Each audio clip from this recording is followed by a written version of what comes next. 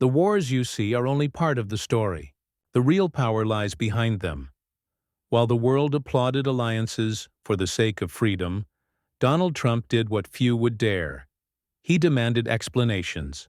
A simple demand that sounded like a diplomatic bombshell. Why did Ukraine use the Tomahawks without my approval? This question isn't just a demand, it's a provocation of the entire system. Because at its core, Trump isn't questioning an attack, but challenging how wars are decided, and, most importantly, by whom. For decades, the United States has funded conflicts under the label of strategic support. But Trump, with his blunt and disconcerting style, is forcing the world to face an uncomfortable truth. Perhaps modern wars are no longer about freedom, but about control. And when the man who once commanded the greatest power on the planet demands transparency, he's not just asking for explanations, he's asking for power back. And that's where the game changes. Because behind this seemingly technical request lies a quiet movement to redefine alliances, expose dependencies, and reveal who truly profits from the chaos. What appears to be a simple diplomatic meeting may, in fact, be the first chapter of a new political era, an era where money speaks louder than diplomacy, and truth is the most dangerous weapon of all. What was the Trump's request, and what does it really mean? When Donald Trump demands that Ukraine explain its use of Tomahawk missiles before any approval, he's not just questioning military action, he's sending a message to the world. It's the kind of move that demonstrates his ability to transform simple political gestures into displays of force. To many, it may seem like another of his theatrical maneuvers. But for those who understand the geopolitical game, his every word is calculated as a move on the chessboard of power. Trump knows that international politics isn't about feelings, but strategy. By demanding explanations, he repositions the United States as the arbiter of the global narrative, not as a submissive ally, but as the one holding the cards. This stance is consistent with his track record, negotiating under pressure, imposing doubts, and forcing others to reveal their intentions first. It's a method he's always used in the business world, and now applies in the international arena. The curious thing is that this public request isn't just a demand, but a test. It measures loyalties, reveals intentions, and creates discomfort in those who would prefer diplomatic silence. And that's where the story gets interesting, because behind this demand lies something much bigger than missiles and documents. There's a silent struggle for control of the narratives and resources that drive modern warfare. What are Tomahawks and why are they a concern? Tomahawks aren't just missiles. They're symbols of precision and power. Created in the 1980s, these long-range projectiles were designed to hit targets with a minimal margin of error, even hundreds of kilometers away. Their use in previous wars, such as in Iraq and Libya, showed they can change the course of a conflict in a matter of minutes. And it's precisely this efficiency that makes them so feared and, at the same time, so coveted. Imagine a small country in the midst of a conflict with access to a weapon that can cross borders and destroy an enemy base undetected. It's a power that changes the scales of any negotiation. That's why when Ukraine is questioned about the use of these missiles, the whole world pays attention. It's not just about self-defense, but about who's really in charge of the war, and who's providing the technology behind it.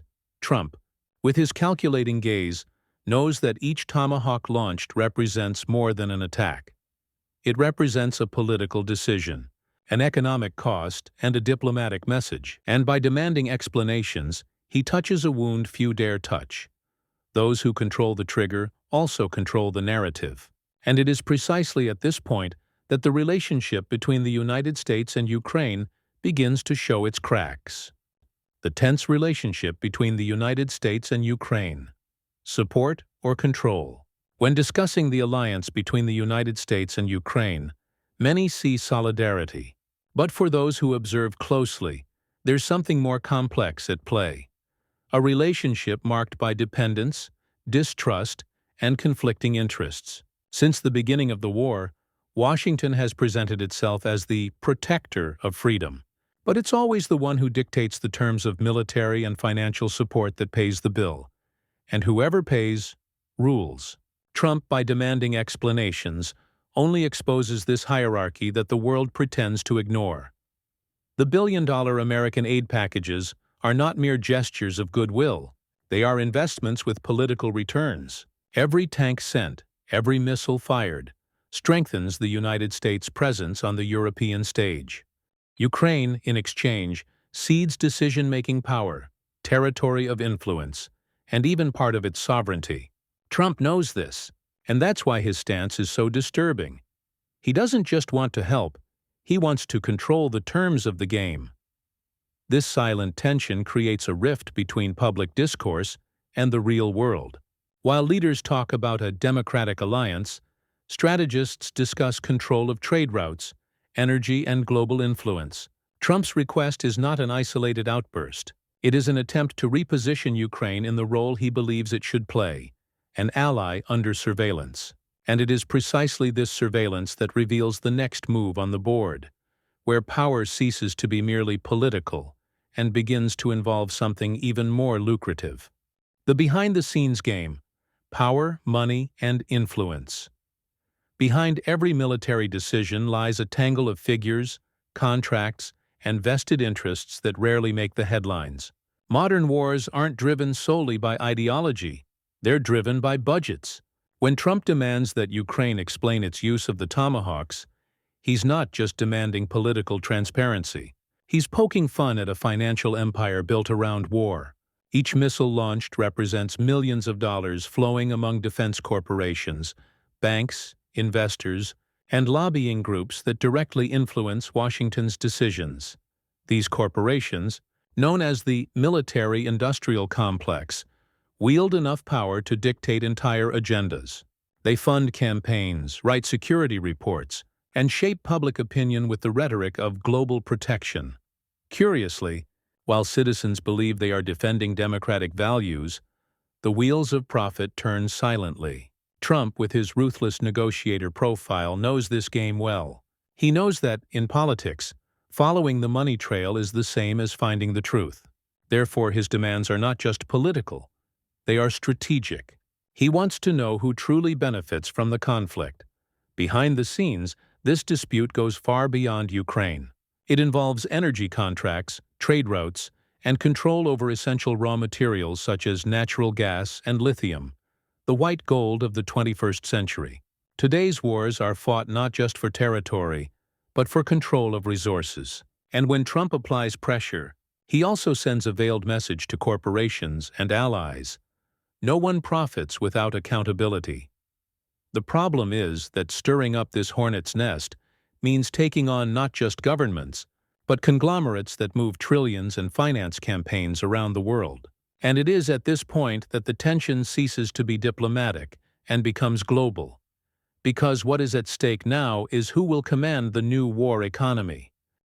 The global impact. What this requirement can change. When Trump corners Ukraine, demanding explanations for the use of Tomahawks, he sets off alarm bells not only in Kyiv, but in capitals around the world. The message is clear. The United States is re-evaluating the price of support.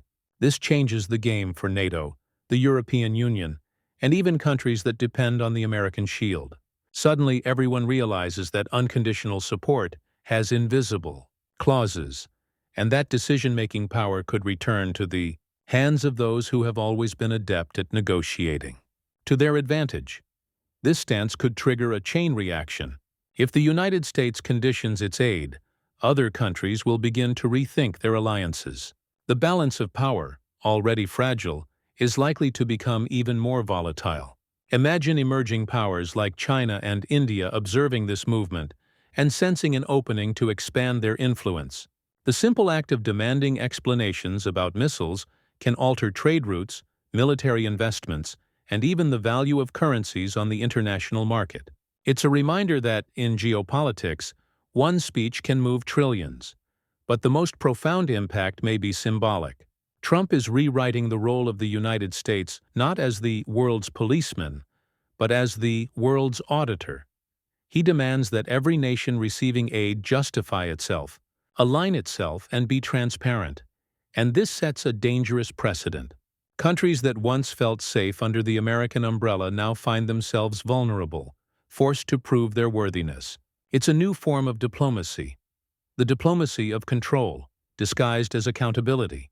And this move could usher in an era where power isn't measured solely by armies, but by the ability to define the rules of the game before the match begins. Ultimately, Trump's request is just the tip of a much deeper iceberg. He's not just demanding answers, he's revealing how the inner workings of power work. Every demand, every diplomatic silence, every military move, all part of a calculated game where those who understand the signals first survive better. And the truth is simple. The wars of the future don't begin with gunfire, but with silent decisions. Now stop and think. Would you know when a war is about to begin?